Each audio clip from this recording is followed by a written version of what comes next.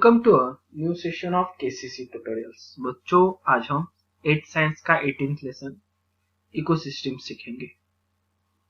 तो let's start today's topic ecosystem. The world around us is made up of living and non living factors. अब हमारे आसपास कुछ plant animal है जो कि लिविंग आते हैं, स्टोन, मिनरल्स, एक या सारे नॉन लिविंग एंड फैक्टर्स है। Living are called biotic factors. Living चीजों को हम बायोटिक फैक्टर्स कहते हैं और नॉन लिविंग चीजों को हम अबायोटिक फैक्टर्स कहते हैं। ये आपको ध्यान में रखना होगा। There is a continuous interaction between the living and non living factors. अब इन दोनों के बीच कंटिन्यूअस इंटरेक्शन चलता रहता है। जैसे कि देख लो, प्लांट लिविंग है, मगर प्लांट को जिंदा रहने के लिए जो ऑक्सीजन, कार्बन डाइऑक्साइड लगता है, सनलाइट लगती है, सॉइल लगती है, वाटर लगता है, ये सारे क्या है? नॉन लिविंग है। एक एग्जांपल बता दिया है मैंने। तो इनके बीच हर एक वक्त इंटरेक्शन चलता रहता है। Living organism and their habitat environment are correlated with each other. जो लिविंग ऑर्गेनिज्म है, हैबिटेट यानी कि उसकी रहने की जगह और उसका एनवायरनमेंट, इनका एक दूसरे के साथ बहुत ही कोरिलेशन है, संबंध है। The structure which is formed due to the various reciprocal relationships is called as ecosystem. Ecosystem कैसे करेंगे? एक स्ट्रक्चर बनता है, किससे? Relationship between this abiotic and biotic factors की मदद से। इसको हम कहते हैं इकोसिस्टम। तो ये चार्ट आपको ध्यान में रखना जरूरी है, बहुत इंपॉर्टेंट पार्ट ये चार्ट है। इसमें क्या आएगा देख लो। फर्स्ट वन, इकोसिस्टम के दो parts main, biotic and abiotic. Abiotic के अगेन दो parts, physical, chemical.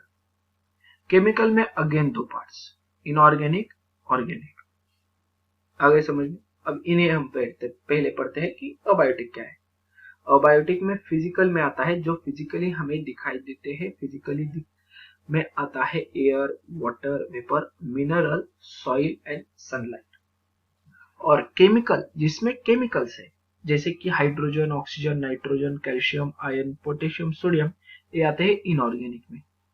Organic substances में हमारे बॉडी में क्या होता है? प्रोटीन, कार्बोहाइड्रेट, लिपिड, ये आएगा ऑर्गेनिक में। देन ये तो हो गया abiotic, that is non living factors. अब लिविंग फैक्टर्स में देखिए, बायोटिक में एटोट्रॉपिक्स होते हैं प्रोड्यूसर, और प्रोड्यूसर एक ही है, प्लांट। उसके बाद हेट्रोट्रॉपिक यानी कि अपने खाने के लिए दूसरों के ऊपर डिपेंड रहने वाले, खाने के लिए दूसरों के ऊपर डिपेंड रहने वाले हेट्रोट्रॉपिक होते हैं, जिनमें दो हिस्से आते हैं। एक होते हैं कंज्यूमर और दूसरे होते हैं डिकम्पोजर्स। कंज्यूमर्स में एनिमल्स आते हैं और एनिमल्स तीन प्रकार के होते हैं, primary consumer, secondary consumer and tertiary consumer. Decomposers में आएंगे माइक्रोब्स। तो ये पूरा चार्ट आपको लर्न करना है। देन नेक्स्ट देख लो, the organic substances, carbohydrate, protein, lipids from dead bodies of plant and animal are converted into inorganic substance, that is hydrogen, oxygen, calcium, iron, sodium, potassium by microorganism. These microorganisms are called as decomposers. अब हमारे body में जो carbohydrate, lipid, protein सब जो होता है, तो जब प्लांट नहीं तो एनिमल मर जाता है, तो इनको इनऑर्गेनिक में कन्वर्ट करते हैं माइक्रो ऑर्गेनिज्म। इनऑर्गेनिक में किसमें? ऑक्सीजन, हाइड्रोजन, कैल्शियम, आयन में। तो ये जो एक माइक्रोब्स है, इन्हें हम कहते हैं डिकम्पोजर, यानी कि बॉडी को डिकम्पोज करने वाले। नेक्स्ट टॉपिक है स्ट्रक्चर ऑफ एन इकोसिस्टम। अब स्ट्रक्चर कैसा है हमारे इकोसिस्टम का? Living organism need different types of abiotic factors and they have different capacities to adapt with those abiotic factors.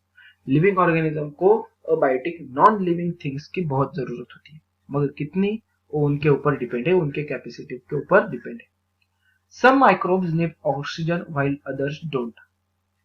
किन माइक्रोब्स को ऑक्सीजन की जरूरत होती है, किन माइक्रो ऑर्गेनिज्म को तो ऑक्सीजन की जरूरत भी नहीं होती।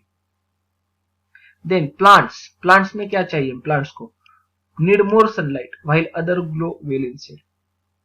कुछ प्लांट्स को ज्यादा सनलाइट लगती है ग्रोथ के लिए, कुछ प्लांट्स को शेड यानी कि परछाई चलती है। Each and every abiotic factor, abiotic यानी कि non living, each and every abiotic factor affect the biotic factor in the ecosystem.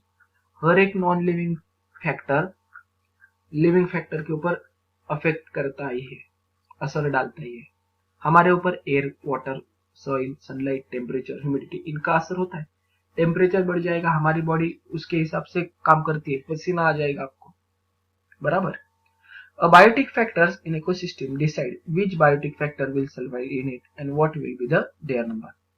यही abiotic factor decide करते हैं कि कितने सारे biotic that is living factors इस ecosystem में जिंदा रहेंगे और कितनी मात्रा में, उनके नंबर भी।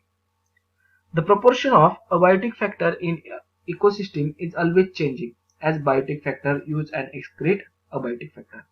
और abiotic factor जो है वो हमेशा चेंज होते हैं। क्यों? क्योंकि इन अबायोटिक फैक्टर्स का यूज कर लेते हैं। कौन यूज करता है? तो biotic factors, living factors, plants and animals. जैसे कि देख लो, ऑक्सीजन, कार्बन डाइऑक्साइड, हाइड्रोजन, ये सब हमारे बॉडी के लिए जरूरी होता है बहुत सारे मात्रा में। प्लांट्स में जरूरी होता है, हमारे बॉडी को ऑक्सीजन चाहिए तो हम ऑक्सीजन यूज करते हैं, तो प्रोपोर्शन कम हो जाएगा हम यूज करेंगे तो। कार्बन डाइऑक्साइड बाहर फेंकते हैं, एक्सेल आउट करते हैं तो कार्बन डाइऑक्साइड बच जाएगा, मगर वही कार्बन डाइऑक्साइड प्लांट्स को नीड है तो उनके पास चले जाएगा। तो ऐसा इंटर रिलेशनशिप होता है पूरे इकोसिस्टम में। Every biotic factor affect the abiotic factor as well as biotic factor around it. हर एक बायोटिक फैक्टर अपने आसपास के अबायोटिक फैक्टर और बायोटिक फैक्टर इन दोनों के ऊपर असर डालता है। Every living organism in an ecosystem plays a particular role while living, moving in that ecosystem. और हर एक ऑर्गेनिज्म को अपना अपना रोल है। कोई प्रोड्यूसर है, यानी कि खुद का जो खाना है खुद बनाता है। कोई कंज्यूमर है, उस खाने के ऊपर डिपेंड होता है। कोई डिकम्पोजर है, प्लांट्स एनिमल के डेड बॉडीज को कन्वर्ट करना। तो हर एक का कुछ ना कुछ तो उसमें रोल होता ही है। The position of any living organism in extent to other living organism, यानी कि कोई भी लिविंग ऑर्गेनिज्म की with compared to another living organism, कोई तो पोजीशन है, कोई तो रोल है, उसे हम निची कहते हैं। क्या बोलेंगे हम? निची, NICH, निची। एग्जाम्पल के तौर पे देख लो, a sunflower plant in garden involves oxygen in the air and provide food and shelter for the insect like ants, honey. Sunflower का प्लांट ले लो, तो जो क्या करता है वो ऑक्सीजन रिलीज आउट करता है एयर में और फूड एंड शेल्टर देता है। किन्हें फूड और शेल्टर देता है? तो इंसेक्ट लाइक एंट, हनी बीज को शेल्टर देता है, बराबर। तो ये डायग्राम दी है, interaction among factors of an ecosystem. अब इंटरैक्शन देख लो, इनके बीच वाला संबंध। पहले हम अबायोटिक फैक्टर से, ये पूरा साइकिल है, कहां से भी स्टार्ट कर सकते हो, मगर हम करेंगे अबायोटिक फैक्टर्स। जैसे कि न्यूट्रिएंट्स होते हैं, मिनरल्स होते हैं, सोलर एनर्जी होती है नेचर में, कार्बन डाइऑक्साइड होता है, नाइट्रोजन होता है, वाटर होता है, मिनरल होता है। तो इनमें से हम फोटोसिंथेसिस प्रोसेस में सनलाइट का यूज करके, वाटर का यूज करके और CO2 का यूज करके फोटोसिंथेसिस के द्वारा biotic factor that is plant अपना खुद का जो खाना होता है वो बना देते हैं with the help of photosynthesis. अब क्या किया? प्लांट्स ने अपना खाना बना दिया। अब इनके ऊपर बायोटिक सेकेंड फैक्टर आता है, और बायोटिक में कौन से? प्राइमरी कंज्यूमर, सेकेंडरी कंज्यूमर और टर्शियरी कंज्यूमर आते हैं।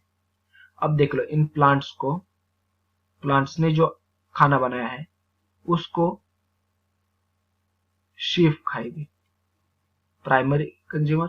सेकेंडरी कंज्यूमर आता है जैसे कि टाइगर, इस शीप को टाइगर ने खा लिया है, बराबर। देन टर्शियरी भी हो सकता है इसमें। उसके बाद बायोटिक का देख लो, बायोटिक अगर टाइगर मर जाता है तो माइक्रोब्स क्या करते हैं? इस टाइगर के बॉडी को डिकम्पोज करने का काम करते हैं और डिकम्पोज होने के बाद इस टाइगर के बॉडी में जितने सारे मिनरल्स वगैरह जो होते हैं वो अगेन इन अबायोटिक फैक्टर्स को दिए जाते हैं। दूसरा और एक क्या केस होता है, इन प्राइमरी और सेकेंडरी टर्शरी कंज्यूमर्स से डिकम्पोजिशन होने के बाद डेड बॉडी में डिकम्पोजिशन होने के बाद अगेन फ्री मिनरल्स बन जाते हैं, ऐसा भी हो सकता है। अब हर एक एरो के यहां पर देख लो, आपको क्या नजर आ रहा है, हीट रिलीज आउट की जाती है। हर एक प्रोसेस के दरमियान एनवायरनमेंट में हीट रिलीज की जाती है, हीट छोड़ी जाती है। तो आपको ये जो फिगर है ना, तो ये आपको एज अ एक्टिविटी भरने के लिए आ सकती है, कौन से बायोटिक फैक्टर से, कौन से अबायोटिक फैक्टर से, माइक्रोब्स का क्या रोल है, ये हमें पूछा जा सकता है।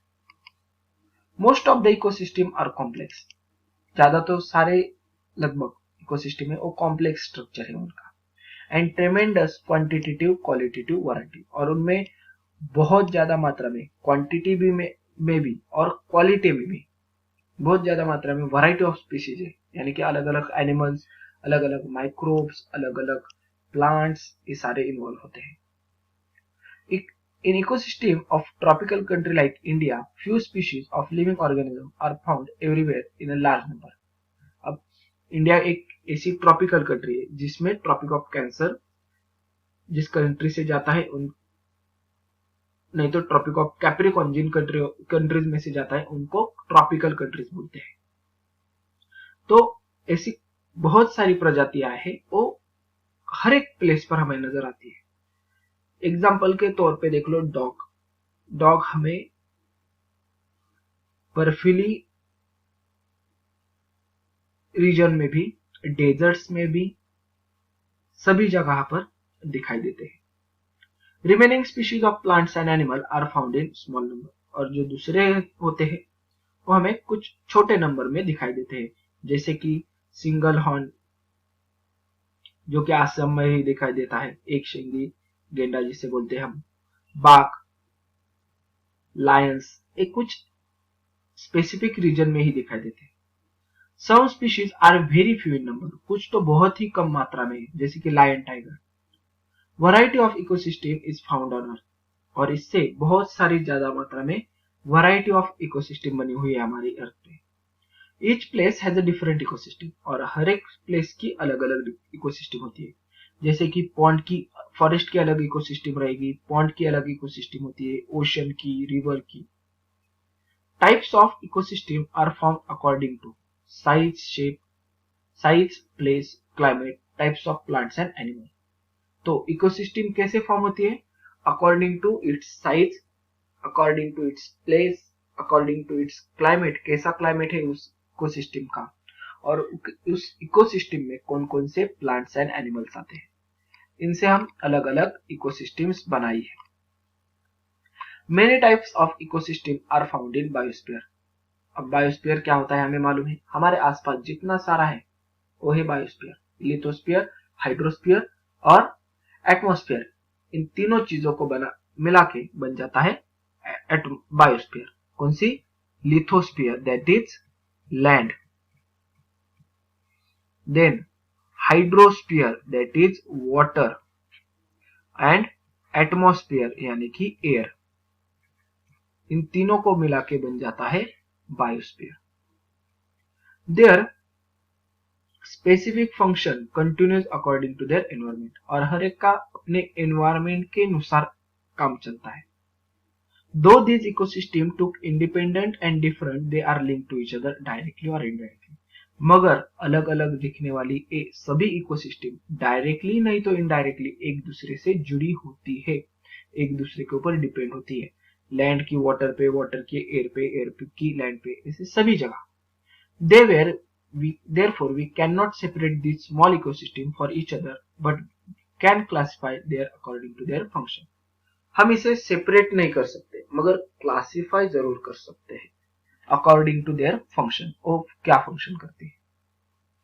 In some regions on earth a large area has a same climate. अब अर्थ है तो किसी बहुत बड़ी जगह पर सेम क्लाइमेट हो सकता है, एंड अबायोटिक फैक्टर और अबायोटिक फैक्टर से the living organism in those area are also similar. और अगर क्लाइमेट और अबायोटिक फैक्टर्स सेम होते हैं तो उसमें लिविंग ऑर्गेनिज्म भी जो रहने वाले हैं वो भी सेम होते हैं। So specific ecosystem develops in a vast area. तो उतने बड़े जो एरिया है उसमें एक स्पेसिफिक इकोसिस्टम जन्म लेती है, डेवलप्ड होती है। Such large ecosystem is called as a biomes. इसे बहुत बड़ी इकोसिस्टम को हम बायोम्स बोलते हैं। These biomes contain a small ecosystem। अब ऐसी एक बड़ी सी बायोम में छोटी छोटी इकोसिस्टम होती है। Earth itself is a vast ecosystem. एक बहुत बड़ी इकोसिस्टम यानी कि earth. Two types of biomes are found on the earth. दो प्रकार की बायोम्स हमारे अर्थ पर फाइंड आउट होती है। एक लैंड के ऊपर की लैंड बायोम्स और एक पानी की एक्वेटिक बायोम्स। अब लैंड बायोम्स, एक्वेटिक बायोम्स, ये पूरा हम नेक्स्ट पार्ट में पढ़ेंगे। तब तक लुकिंग बैक में कुछ नहीं है हमें। चलो, इकोसिस्टम किस नाम से वर्ड आया है वो सारा दिखा है। ओके, तो यहाँ पर जो हमारा फर्स्ट पार्ट था वो खत्म होता है। अगर ये वीडियो आपको अच्छी लगी होगी तो प्लीज ज्यादा से ज्यादा लाइक, शेयर एंड कमेंट करते जाइए। और अगर आपने अब तक हमारे चैनल को सब्सक्राइब नहीं किया होगा, आप हमारे चैनल पर नए हो तो please subscribe our channel. KCC online tuition का अगर आप हिस्सा बनना चाहते हो, हमारी ट्यूशन ज्वाइन करना चाहते हो, तो डिस्प्ले में दी गई नंबर पे कॉल करके अधिक जानकारी ले सकते हो। Thank you for watching. Good bye.